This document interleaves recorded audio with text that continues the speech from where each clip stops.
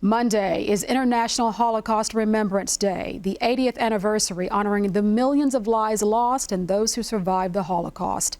This weekend, the Louisville Orchestra presents Der Kaiser von Atlantis, an opera composed in a concentration camp during World War II. Our Kelsey Starks explains its Louisville connection. Der Kaiser von Atlantis is a piece of art that survived the Holocaust. It's a very dark parody on Hitler or any kind of person in power, a dictator type. And there is a Kaiser, and there is actually character of death. And in the story, there's so much killing, there's been war for years and years and years, and Death decides to go on strike. He decides he's tired, he's not going to kill anybody anymore. And this creates a real issue for the Kaiser because he doesn't have that power. Without Death, who is he?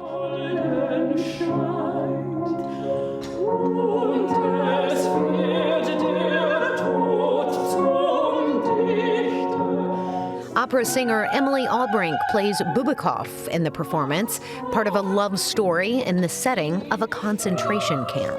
The whole piece is a real testament to the power of art and to the power of speaking out against atrocities, speaking up for what is right. The opera was written and composed by Victor Ullmann, an Austrian composer, conductor, and pianist who wrote the opera while he was being held in the Theresienstadt concentration camp during World War II.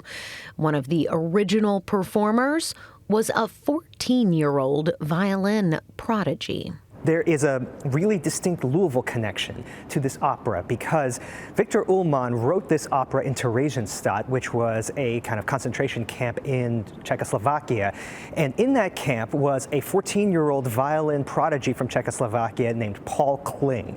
So Paul met Victor as Victor was writing this opera, and Paul was kind of part of the earliest rehearsals of the opera before the Nazi guards in Theresienstadt shut it down.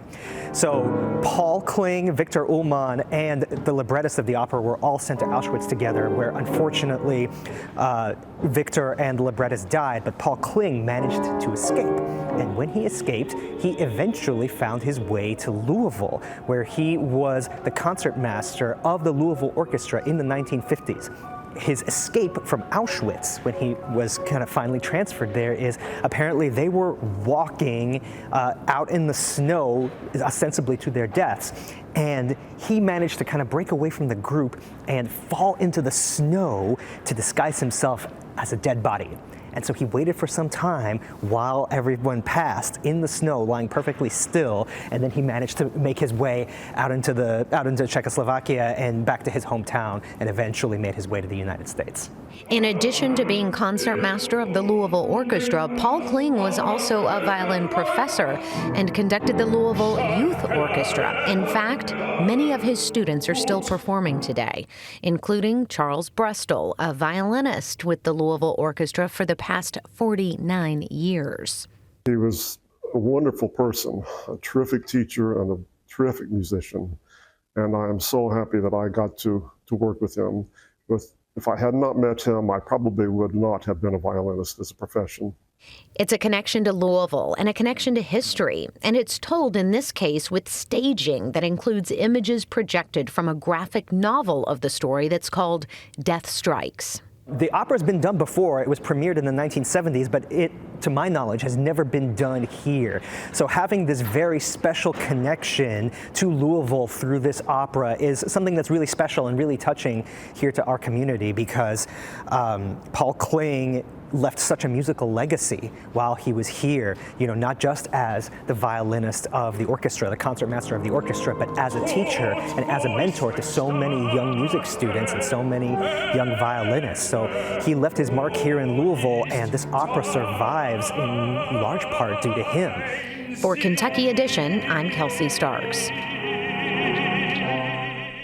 Thank you, Kelsey. The Louisville Orchestra's music director, Teddy Abrams, conducts Der Kaiser von Atlantis this Saturday at the Kentucky Center's Whitney Hall. Tickets are still available.